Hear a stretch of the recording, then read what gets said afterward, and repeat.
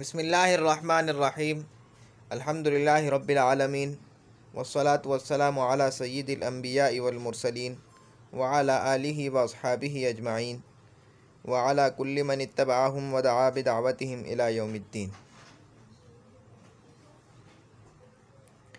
इसमें मुअरब की दो किस्में हैं, मुनसरिफ़ और गैर मुनसरिफ़।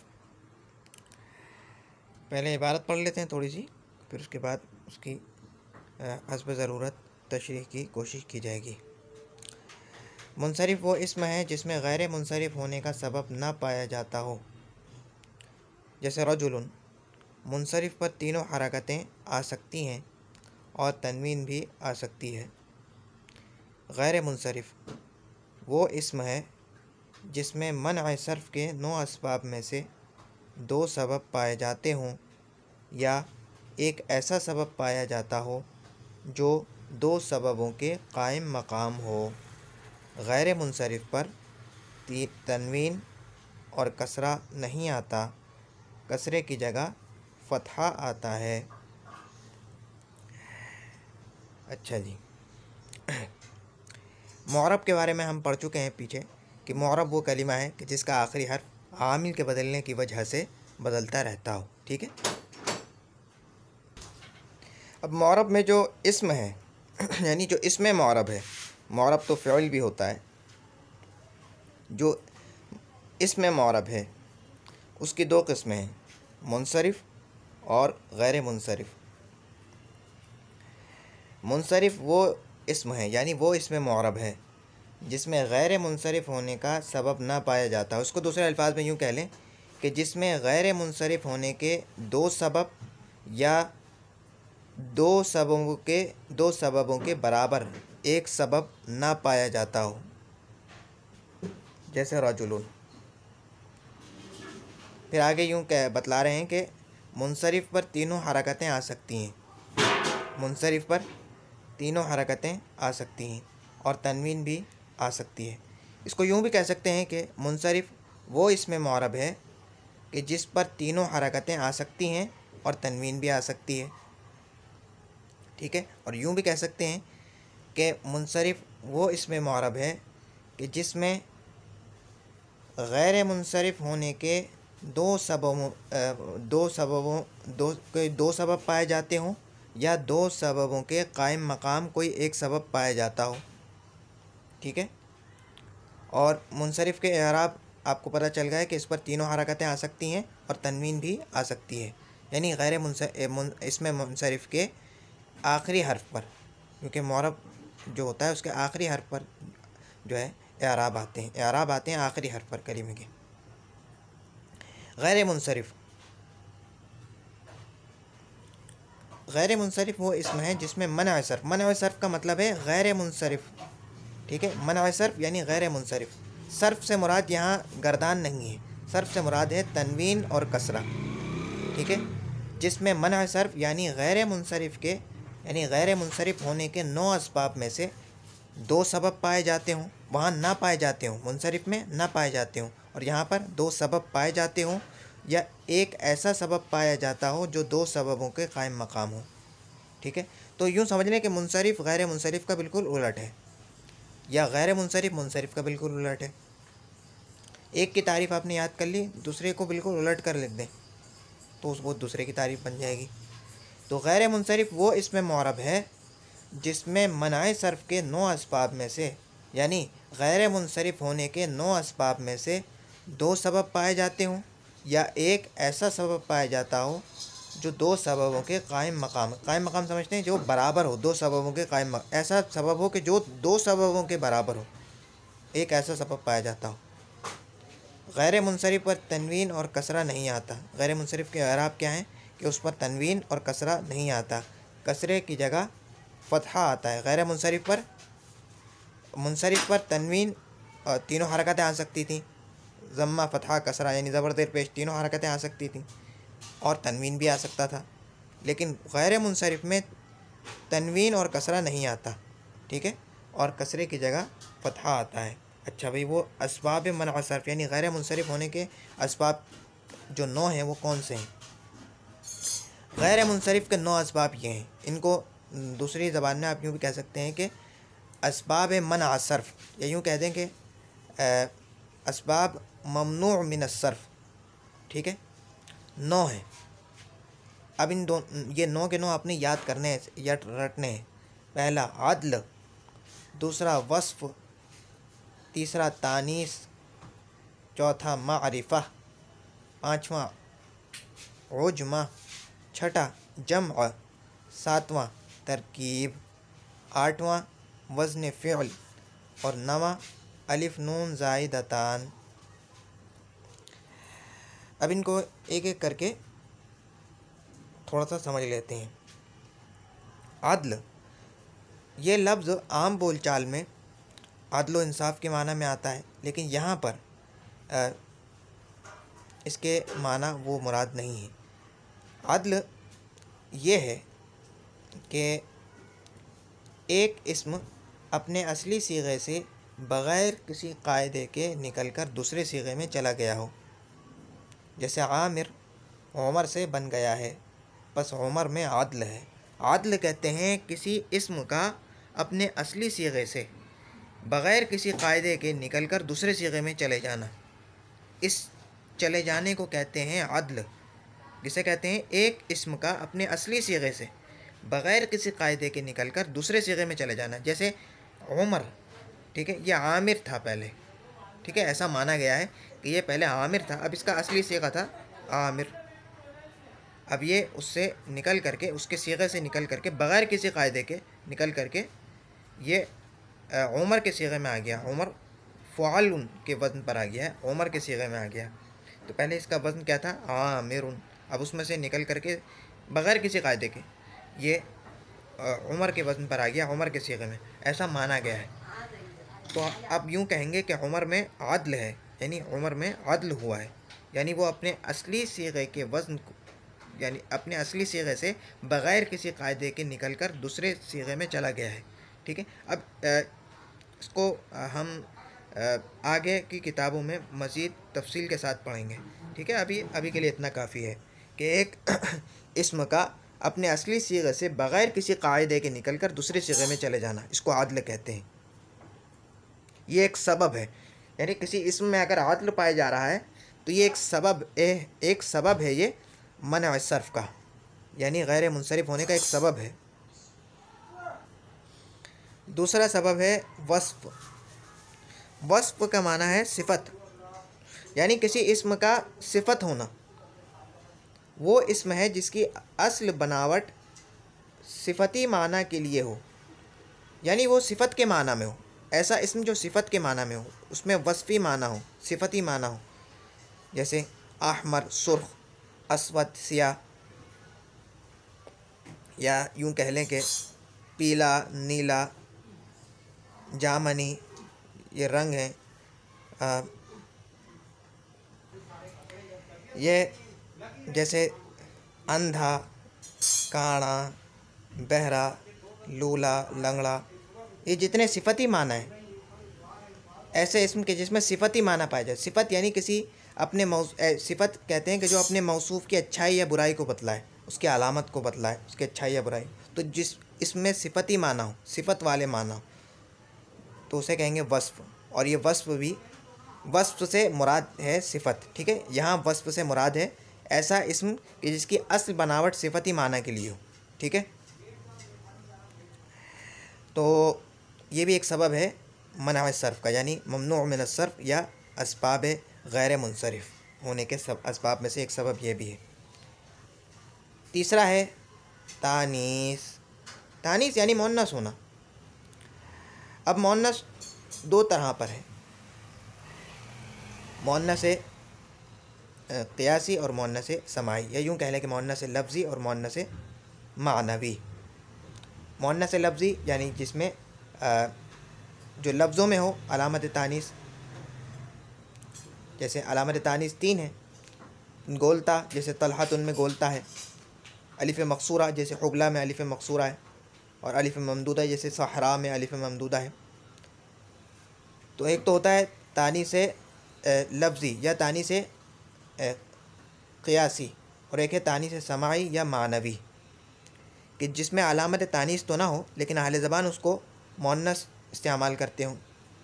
ये ज़ैनब, ये मुअन्नस है, इसको अहले ज़बान मुअन्नस के तौर पर इस्तेमाल करते हैं, बोलते हैं, हालांकि इसमें अलामत तानीस में से कोई अलामत नहीं है। तो अब यहाँ एक बात समझनी है, ये जो हुबला है, अलिफ मकसूरा है ना, अलिफ मकसूरा वाली जो मुअन्नस है ना, ये दो सबबों के कायम मकाम है। ये एक सबब, ये एक इसका ये जो एक सबब दो सबबों के कायम मकाम है, अलिफ मकसूरा और अलिफ ममदूदा। अगर मुअन्नस अलिफ मकसूरा वाली होगी तो ये भी दो सबबों के कायम मकाम है, एक सबब। और सहरा भी दो, या अलिफ मकसूरा हो या अलिफ ममदूदा हो, दोनों में से कोई एक आ जाए तो वो दो सबबों के कायम मकाम है। ठीक है, ये बात याद रखनी है आपने। इसको कहते हैं तानीस बिल अलिफ, यानी तानीस बालिफ मकसूरा या तानीस बिल अलिफ बालिफ ममदूदा, दोनों में से कोई भी आ जाए तो वो दो सबबों के कायम मकाम है। चौथा मारिफा। अब आपने इसमें मारिफा पढ़ा था, छठा सबक है, गालिबन छठा सबक। अब देखें, ये 8वां क्या आ गया, छठा मारिफा। अब देखें, वो जो हमने पढ़ा था इसमें मारिफा और इसमें नकीरा। अब मारिफा की, इसमें मारिफा की वो इसमें है जो मुतय्यन चीज़ पर दलालत करे, किसी ख़ास चीज़ को बतलाए। इसमें मारिफा की 7 किस्में थीं, ज़मीरें, आलाम, अस्माए इशारा, अस्माए मौसूला, मुअर्रब बिल्लाम, मारिफा बनिदा, और हर वो इसम जो मज़कूरा बाला 5 किस्मों की तरफ मुज़ाफ़ हो। ठीक है, तो इन 7 में से यहाँ पर सिर्फ आलम मुराद है। उसकी जो एक किस्म थी ना आलम, ज़मीर मुराद नहीं है इसमें, मौसूल भी मुराद नहीं है इसमें, मौसूला भी मुराद नहीं है, अस्मा इशारा भी मुराद नहीं है, और मारिफा बनिदा भी मुराद नहीं है, सिर्फ आलम मुराद है। यहाँ पर जो मारिफा है उससे मुराद है आलम। आलम यानी किसी चीज़ का ज़ाती नाम होना, उसका अपना जो एक नाम होता है, अपना ज़ाती नाम, वो नाम होना, असली नाम जो होता है उसका, वो आलम कहलाता है। तो मारिफा से मुराद यहाँ पर है आलम, वो इसमें है जो किसी चीज़ का नाम हो, यानी ज़ाती नाम हो, जैसे ज़ैनब, ठीक है, ये आलम है। या पाकिस्तान किताब, और पाकिस्तान, और हर जगहों का नाम, किसी शख्स का नाम, किसी भी आदमी का नाम जो अपना ज़ाती नाम है, किसी भी शहर का नाम, किसी भी किताब का नाम, अपना ज़ाती नाम, वो आलम कहलाता है। ठीक, तो ये आलम होना भी, मारिफा होना भी असबाब मनासर में से एक सबब है। ठीक है, और या यूँ कह लें कि गैर मुनसरिफ होने के सबब में से एक सबब ये भी है, असबाब में से एक सबब ये भी है। उजमा, गैर अरबी ज़बान का लफ्ज़ होना, यानी एक ऐसा लफ्ज़ है जो अरबी ज़बान का नहीं है, वो किसी दूसरी ज़बान से अरबी ज़बान में आया है। जैसे इब्राहीम, ये अरबी ज़बान का लफ्ज़ नहीं है। इसहाक़, इस्माइल, ठीक है।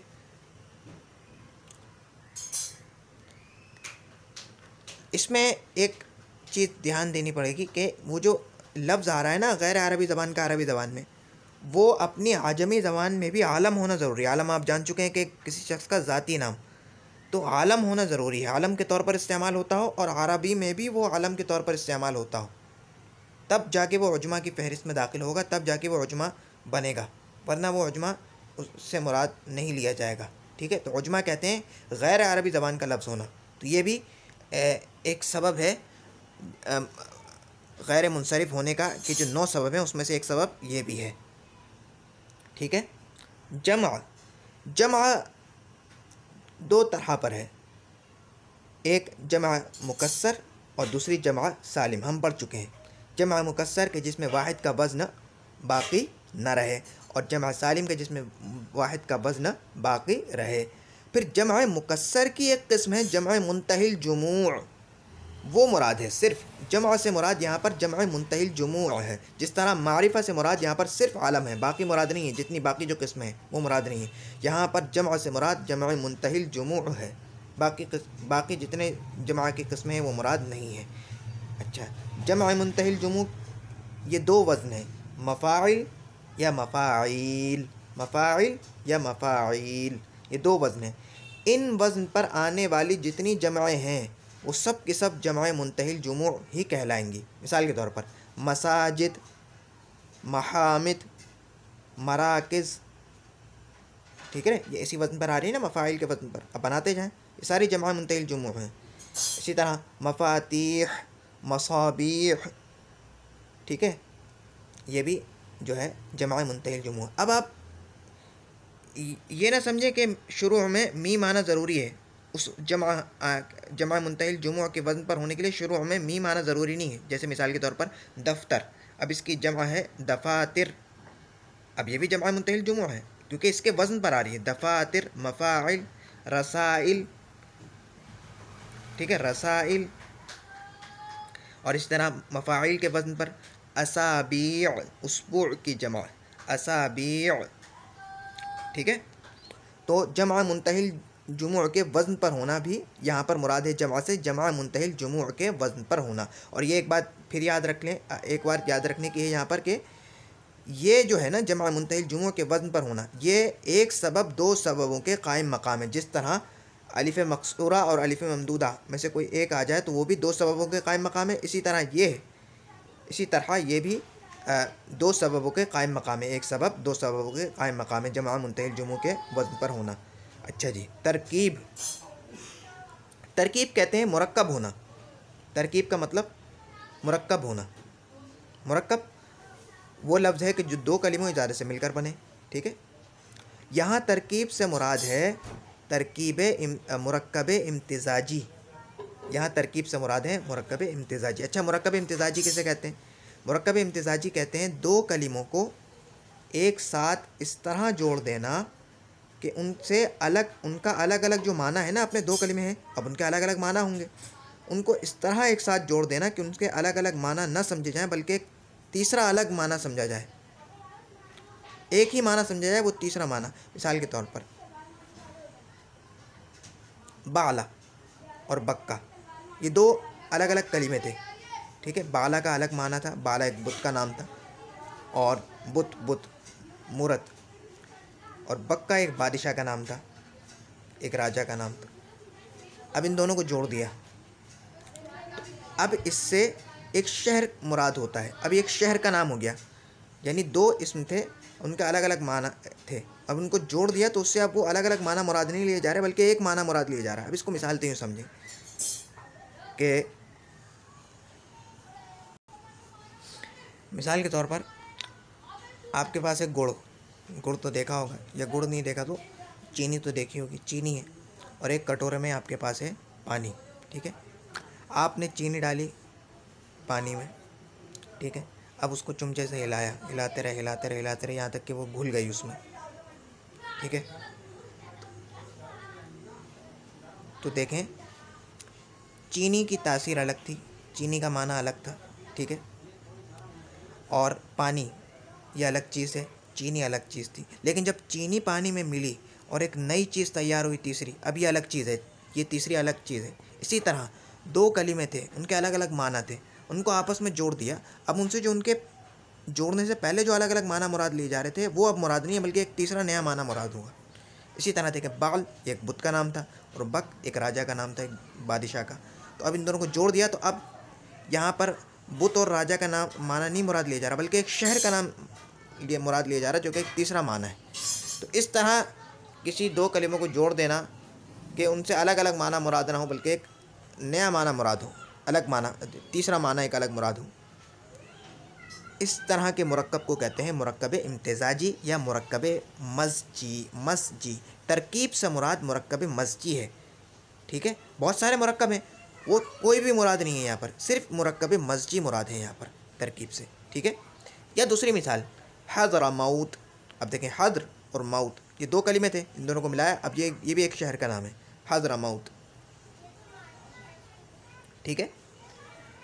अब यानी दो कलिमों को इजाफ़त और इसनाद के बगैर जोड़। अब देखें, आप तो जानते हैं इजाफ़त होती है मुज़ाफ़ मुज़ाफ़ इलैहि में, ठीक है, मुरक्कब इज़ाफ़ी में, और इसनाद होती है मुरक्कब मुफ़ीद में, यानी मुस्नद इलैहि। यानी ये कहना चाह रहे हैं कि मुरक्कब हो लेकिन मुस्नद इलैहि भी ना हो और मुज़ाफ़ इलैहि भी ना हो, ठीक है। वही समझाना चाह रहे हैं कि मुरक्कब से मुराद यहाँ क्या है, मुरक्कब इम्तिज़ाजी मुराद है सिर्फ तरकीब से, ठीक है। तो मुरक्कब इम्तिज़ाजी होना ये भी एक सबब है यानी तरकीब एक, ये भी एक सबब है किसी इस्म के गैर मुनसरिफ होने का। असबाब मना सर्फ में से ये भी एक सबब है। ठीक है। वज़न फ़िल यानी इस्म का फ़िल के वज़न पर होना, यानी किसी इस्म का किसी फ़िल के वज़न पर होना। अब देखें, हमीदा यहमदु समिआ यसमाउ के बाब से है। ठीक है। यहमदु यहमदानी यहमदून तहमदु तहमदानी यहमदना तहमदु तहमदानी तहमदून तहमदीन तहमदानी तहमदना अहमदु नहमदु। अब हालांकि ये जो अहमद है ये इसमें तब्दील का सिगा है, ये इस्म है, और ये किसके वज़न पर है? अहमदु नहमदु। ये सिगा वाहिद मुतकल्लिम बहस फ़ेल मुज़ारे मुस्बत मारूफ। ठीक है। असबाब समिया इस्माउ हफ़ तक़साम सही।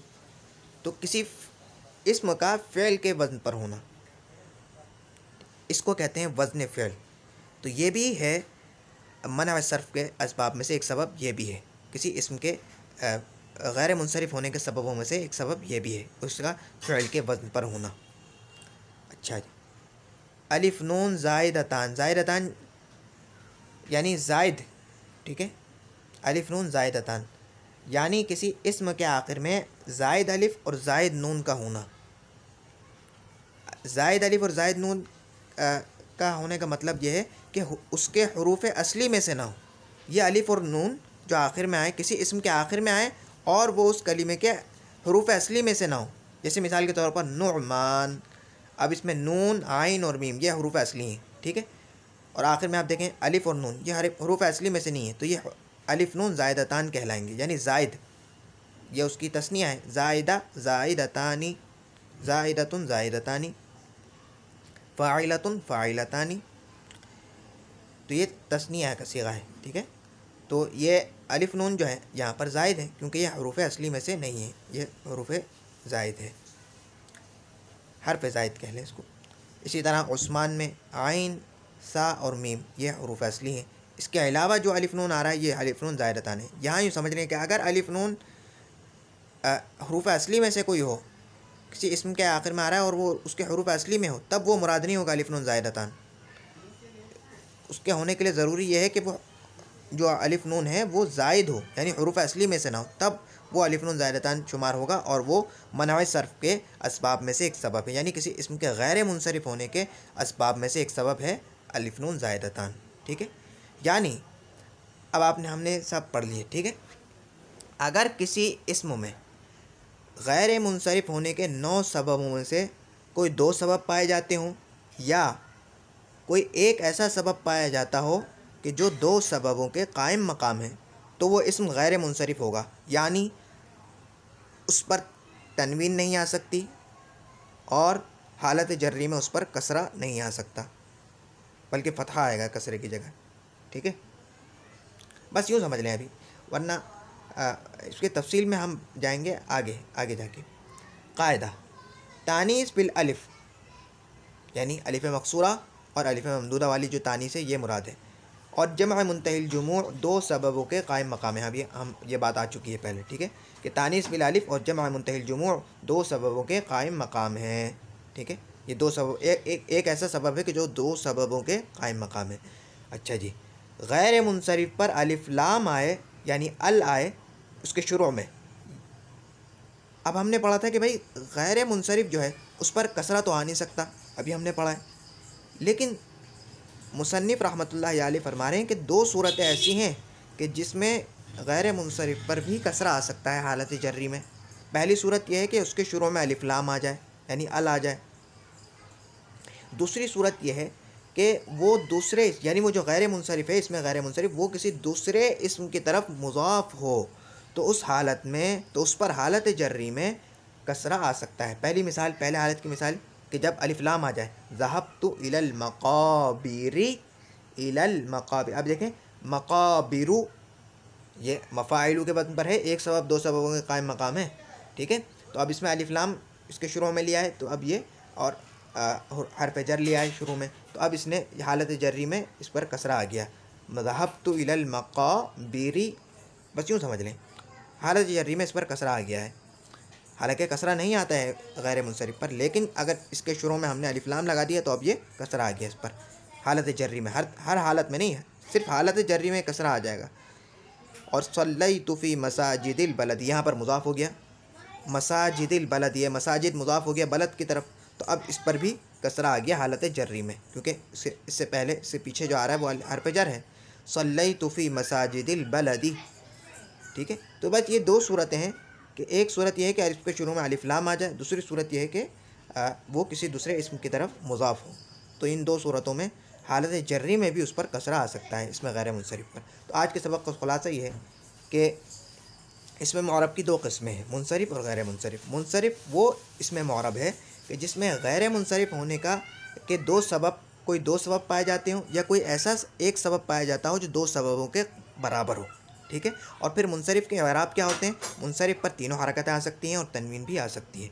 फिर इसमें गैर मुनसरिफ वो इसमें मुअरब है कि जिसमें मनअ सर्फ के 9 असबाब में से दो सबब पाए जाते हों, या एक ऐसा सबब पाया जाता हो जो दो सबबों के कायम मकाम हो। और गैर मुनसरिफ के अराब यह है कि उस पर तनवीन और कसरा नहीं आता, बल्कि कसरे की जगह फतहा आता है। ये याद करना है, ये याद करने की चीज़ है। जो अलिफ नून, ये जो 9 किस्में हैं ना, यानी ये जो 9 असबाब हैं मनअ सर्फ, ये याद करने हैं। आदल, वस्फ, तानीस, मारिफा, उजमा, तमा, जमा, तरकीब, वज़न फ़िअल, अलिफ नून ज़ाहिरतान। फिर अब यह है कि इनकी मुख्तसर तशरीह जो की गई है वो भी अगर याद रख लें तो आपके लिए अच्छा है। अब तक के लिए इतना ही। सुब्हानकल्लाहुम्मा बिहम्दिका नशहदु अन ला इलाहा इल्ला अंता नस्तगफिरुका व नतूबु इलैक। थोड़ा सा बता दिया जाए तो ज़्यादा मैं समझता हूँ कि बेहतर रहेगा। अदल ये है कि एक इसम का अपने असली सीगे से बग़ैर किसी कायदे के निकल कर किसी दूसरे सीगे में चला जाना, इसको आदल कहते हैं। अदल व इंसाफ मुराद नहीं है यहाँ पर। यहाँ अदल से मुराद है एक इसम का अपने असली सीगे से निकल कर किसी बग़ैर किसी कायदे के किसी दूसरे सीगे में चले जाना। और वस्फ से मुराद है सिफत, यानी किसी इसम का सिफत होना, उसमें उसकी असल बनावट है वो सिफती माना के लिए हो, यानी किसी इसम का सिफत होना, यानी सिफती वस्फ़ी माना पाया जाए किसी इसम में, तो वो वहाँ वो वस्फ कहलाएगा, जहाँ वस्फ से मुराद वो है। तानीस यानी किसी इसम का मुअन्नस होना, ठीक है। अब मुअन्नस की हम तफसील में जा चुके हैं, वो आपको मालूम हो गया। मारिफा, अब मारिफा की 7 किस्मों में से सिर्फ आलम मुराद है यहाँ पर। उजमा से भी मैंने आपको बताया कि गैर अरबी ज़बान में भी वो अलम होना चाहिए और अरबी ज़बान में भी वो अलम के तौर पर इस्तेमाल होना चाहिए, आजमी लफ्ज़, ठीक है, आजमी। जमा से मुराद आपको पता चल चुका है कि जमा मुंतहिल जुमू है, सारी जमा नहीं है, जमा मुंतहिल जुमू है, जो कि मफ़ाइल और मफ़ाइल है या उनके वज़न पर आने वाली सारी जमा है। तरकीब से मुराद आप ये बात आ चुकी है कि तरकीब से मुराद मुरक्कब इम्तिज़ाजी है या मुरक्कब मज़जी, एक ही चीज़ के दो नाम है, ठीक है। वज़न फ़िअल यानी किसी इसम का फ़िअल के वज़न पर होना, ठीक है।